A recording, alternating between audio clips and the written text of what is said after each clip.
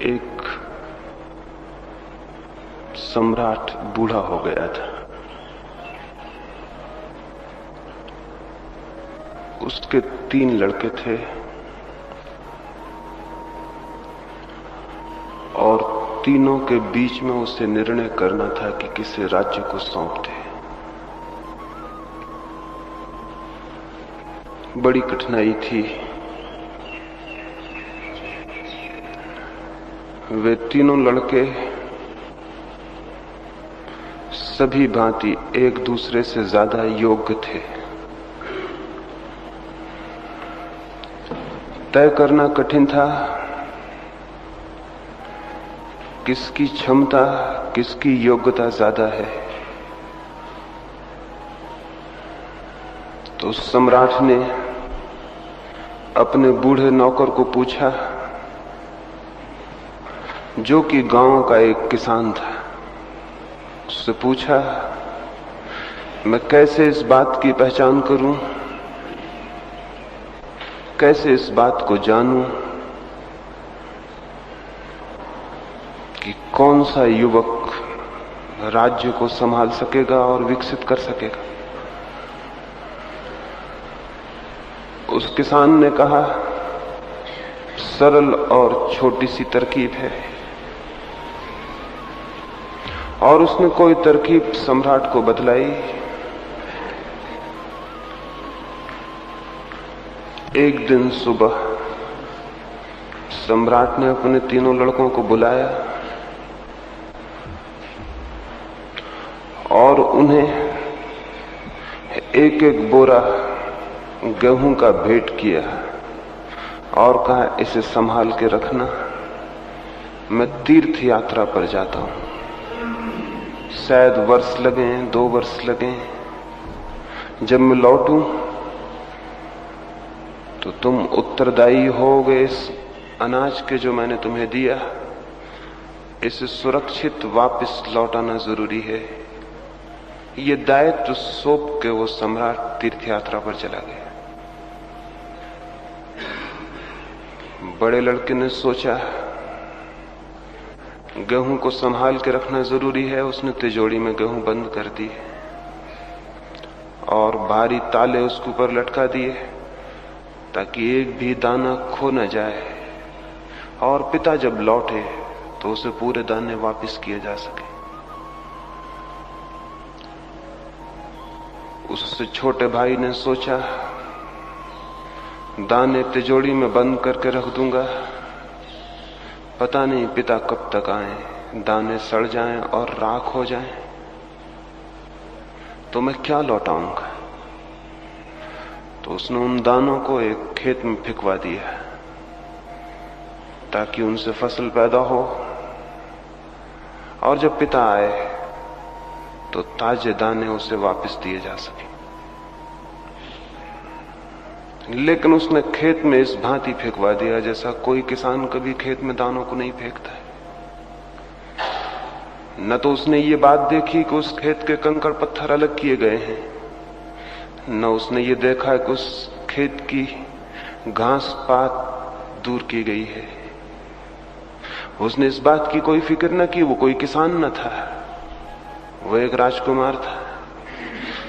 उसे इस बात का कोई पता भी न था कि गेहूं कैसे पैदा होते हैं, बीज कैसे पौधे बनते हैं। उसने तो गेहूं फेंकवा दिए जैसे कोई अंधकार में फेंक दे,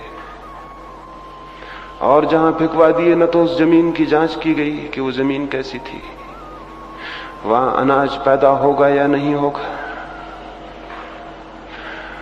वहां जो घास पात है पैदा हुए अनाज को वो समाप्त कर जाएगा, इसका भी कोई ख्याल नहीं रखा गया। और वो निश्चिंत हो गया। और वो निश्चिंत हो गया कि पिता जब आएंगे तब नए दाने वापस किए जा सकेंगे। तीसरे छोटे भाई ने सोचा,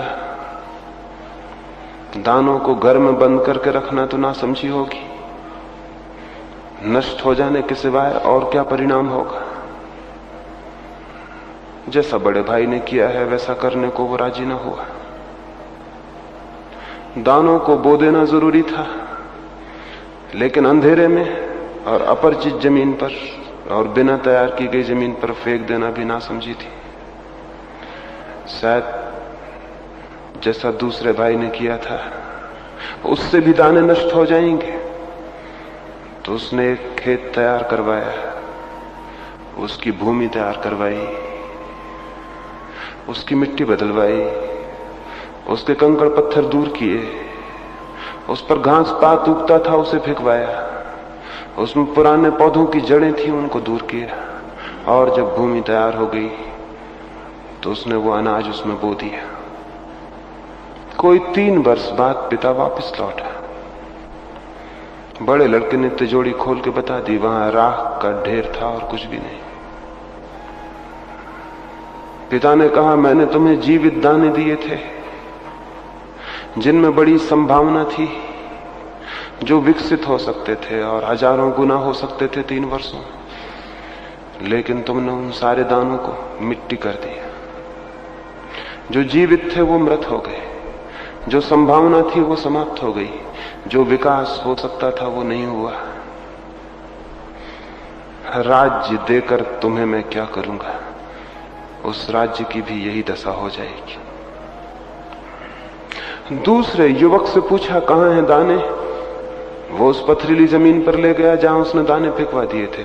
वहां न तो कोई पौधे पैदा हुए थे, न कोई फसल आई थी, और न ही इन 3 वर्षों में वो कभी देखने गया था कि वहां क्या है।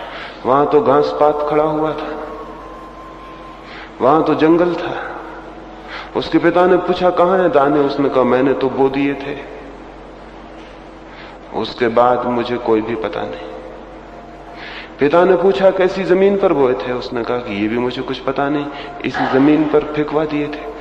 सोचा था, जब जमीन पर बिना बोए इतने पौधे पैदा होते रहते हैं, इतने वृक्ष, इतना घास पात भगवान पैदा करता है, तो क्या मेरे दानों पर थोड़ी सी कृपा नहीं करेगा? इतनी बड़ी जमीन है, इतना सब पैदा होता है, तो मेरे दानों पर भगवान कृपा नहीं करेगा? लेकिन भगवान ने कोई कृपा नहीं की।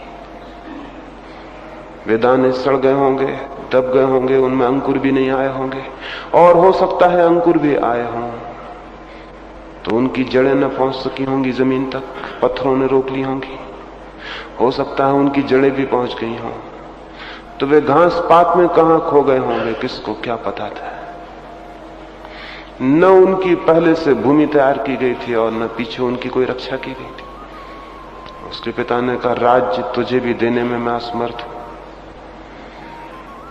क्योंकि जो बीज बोने के पहले ये भी नहीं देखता कि भूमि तैयार है या नहीं, वो राज्य के साथ क्या करेगा ये भी मैं विचार कर सकता हूं। उसने अपने तीसरे लड़के को पूछा कि क्या हुआ। लड़का उसे खेत पर ले गया। जितने दाने पिता दे गया था, 3 वर्षों में हजारों गुना फसल हो गई थी। खेत बड़ा से बड़ा होता गया था। हर वर्ष जितना पैदा हुआ था उसको उसने फिर बीज के रूप में प्रयोग किया था।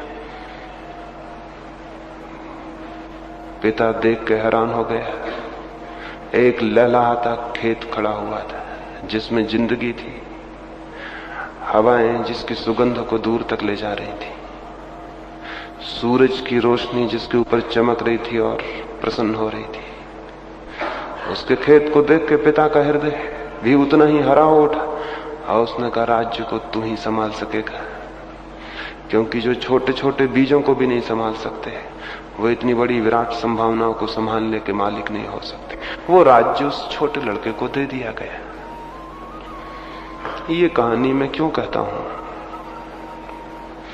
इसलिए मैं कहता हूं कि परमात्मा भी हम सबके पास बीज रूप में बड़ी संभावनाएं देता है। वो परमात्मा भी हमें एक बड़ा राज्य देने के लिए उत्सुक है। उसकी भी बड़ी गहरी आकांक्षा है कि हमारे जीवन में हरियाली हो, जीवन हो, किरणें हो, खुशी हो, आनंद हो, और हम सबको वो बराबर संपत्ति दे देता है कि तुम इसे बढ़ाओ और विकसित करो। लेकिन हम भी 3 लड़कों की भांति सिद्ध होते हैं। हम में से कुछ लोग तो संपत्ति को तिजोरियों में बंद कर देते और मरते वक्त तक वो राख होकर समाप्त हो जाती। हम में से कुछ उसे बोते हैं, लेकिन खेत की भूमि की कोई फिक्र नहीं करते। तब वो बोई तो जाती है, लेकिन कोई परिणाम नहीं आता। बहुत थोड़े से लोग हैं हमारे बीच, परमात्मा जो हमें देता है उसकी फसल को काटते हैं, उसे विकसित करते हैं। जन्म के साथ उन्हें जो मिलता है, मृत्यु के साथ उससे 1000 गुना वो परमात्मा को वापस कर देते हैं। जो आदमी जन्म के साथ जो कुछ लेके आता है, मृत्यु के समय अगर 1000 गुना वापस करने के लिए उसकी तैयारी नहीं है, तो वो समझ ले कि उसके जीवन में कोई सार्थकता का, कोई कृतार्थता का, कोई आनंद का विकास नहीं होगा। और वो समझ ले उसने एक बड़े दायित्व से, एक बड़ी रिस्पॉन्सिबिलिटी से पीठ मोड़ ली, और इसके परिणाम में उसे दुख झेलना होगा, पीड़ा और चिंता झेलनी होगी। हम सबको भी जीवन विकास करने को उपलब्ध होता है, लेकिन हम उसके साथ क्या करते हैं? तो आज की सुबह, जैसा कल रात मैंने कहा, मन को बनाना है एक दर्पण, मन को बनाना है एक मंदिर, मन को बनाना है कुछ ऐसा कि परमात्मा उसमें फलित हो सके, प्रतिफलित हो सके, दर्शन पा सके हम उसके जो जीवन का सत्य है, उपलब्ध हो सके उसे जो जीवन का सौंदर्य है, प्राण हमारे निनादित हो सके उससे जो जीवन का संगीत है। उसके लिए पहली बात, जैसे किसान खेत की भूमि तैयार करता है, वैसे ही हमें अपने मन को भी तैयार करना होगा। हमें भी अपने मन की भूमि को तैयार करना होगा, और तैयारी में पहली बात जो करनी होगी वो ये कि मन से सारे कंकड़ पत्थर अलग कर देने होंगे, मन से घास पात अलग कर देना होगा, मन से उखाड़ फेंकनी होंगी वो सब जड़ें जो न मालूम कितने दिनों से हमारे मन में घर किए हुए, ताकि नई फसल हो सके। इसलिए पहला काम साधक के समक्ष मन की सफाई का है। निश्चित ही ये काम नेगेटिव है, नकारात्मक है। कुछ उखाड़ फेंकना है, कुछ हटा देना है, कुछ जला देना है, कुछ मिटा देना है। निश्चित ही पहला काम नकारात्मक है, निषेधात्मक है। कोई मकान बनाता है, पुराने मकान को गिरा देना पड़ता है। तो जो आदमी भी एक नए मन को जन्म देने के लिए उत्सुक हुआ हो, उसे हिम्मत करनी होगी कि वो पुराने मन को मिटाने में, नष्ट करने में समर्थ हो सके, साहसी हो सके। जो आदमी पुराने मन को ही लेकर इस ख्याल में हो कि मैं परमात्मा तक पहुंच जाऊंगा, वो गलती में है। नया मन चाहिए, ताजा, जीवंत, जिससे सारी व्यर्थ की चीजें अलग कर दी गई हो। तब मन की भूमि तैयार होती और उसमें फिर बीज बोए जा सकते हैं। छोटे छोटे किसान भी इस बात को भली भांति जानते हैं, लेकिन बड़े से बड़े मनुष्य भी इस बात को नहीं जानते हैं। मन में कौन सी चीजों की जड़ें हैं जो परमात्मा के बीजों को अंकुरित नहीं होने देती और जिनको हटा देना जरूरी है। और हटाना इसलिए बहुत कठिन है मालूम होगा, क्योंकि जो चीजें बाधा हैं परमात्मा के आने में, हमने उन्हीं को सहयोगी समझ रखा है।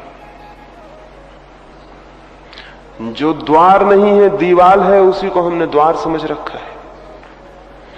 और जो मार्ग नहीं है, बाधा है, उसी को हमने मार्ग समझ रखा है। इसलिए हटाने में बड़ी कठिनाई प्रतीत होगी, लेकिन वो कठिनाई आसान हो जाती है अगर ये दिखाई पड़ जाए कि जिसे हमने सहयोग समझा था वो विरोध था, और जिसे हमने सहारा समझा था वो बंधन था, और जिसे हमने स्वतंत्रता समझा था वो परतंत्रता थी। तो आज की सुबह उन थोड़ी सी कुछ बातों से आपको परिचित कराने की कोशिश करूंगा जो हमारे मन में परमात्मा की तरफ सबसे बड़ी बाधाएं हैं, लेकिन हजारों वर्षों से किसी बुनियादी भूल के कारण हम उनको बाधाएं नहीं समझकर सहयोगी समझते रहे। जैसे पहली बात, और उससे बड़ी कोई दूसरी बाधा नहीं है। पहली बात, ज्ञान सबसे बड़ी बाधा है। थोड़ा सुन के हैरानी और कठिनाई होगी। जिसे हम ज्ञान जानते हैं वो परमात्मा की दिशा में सबसे बड़ी बात है। क्योंकि जिस मनुष्य को यह ख्याल पैदा हो जाता है कि मैं जानता हूं, उसके जानने के द्वार बंद हो जाते हैं, उसकी आगे की खोज बंद हो जाती है, वो ठहर जाता है, रुक जाता है, उसके मन की यात्रा समाप्त हो जाती है। इसलिए पंडित कभी भी सत्य को नहीं जान पाते हैं, नहीं जान सकेंगे। आज तक किसी पंडित ने